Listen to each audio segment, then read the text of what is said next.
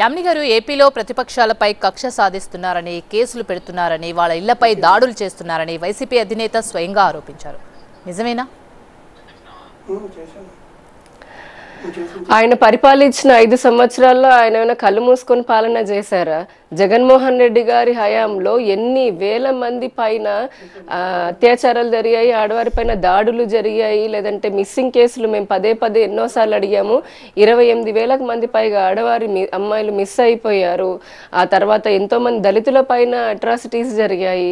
ఆశా అంగన్వాడీ వర్కర్లు, అమరావతి రైతులు, ఇంకా రాజకీయ నాయకులు ప్రశ్నిస్తున్నటువంటి వారిపైన సోషల్ మీడియాలో పోస్టులు, ట్రోలింగ్లు, అక్రమ కేసులు, ఇలా నానా రకాలుగా అసలు శాంతి భద్రతలను ఏమాత్రం లెక్క చేయకుండా స్టేట్లో రూల్ ఆఫ్ లా అనేది లేకుండా కోర్టులతోటి 100 సార్లు మొట్టికాయ వేయించుకున్నటువంటి జగన్మోహన్ రెడ్డి గారు ఈ రోజున రాజకీయ కక్షల గురించి మాట్లాడుతూ ఉన్నారు. అక్రమంగా చంద్రబాబు నాయుడు గారి పైన కక్ష కట్టి ఆ రోజున జైలుకు పంపించి, లేదంటే రఘురామకృష్ణరాజు గారి పైన అన్యాయంగా ఆ విధంగా వారి పైన శారీరకంగా దాడి చేయడం కూడా అందరూ చూసిందే.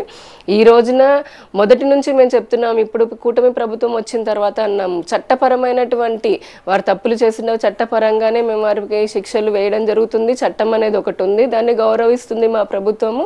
ఎటువంటి రాజకీయ కక్షలు లేవనేది కూడా మేము చెప్పాము. మాకు కావాల్సింది ఇప్పుడు రాజకీయ కక్షలు, కార్పణ్యాలు కాదు. ప్రజలు ఇచ్చినటువంటి బాధ్యతని 5 సంవత్సరాల కాలం చాలా చిన్న కాలం కాబట్టి రాష్ట్రము అధోగతి పాలైపోయినటువంటి రాష్ట్రాన్ని దారిన పెట్టడం అనే దృష్టితోటి మేము పనిచేస్తూ ఉన్నాం.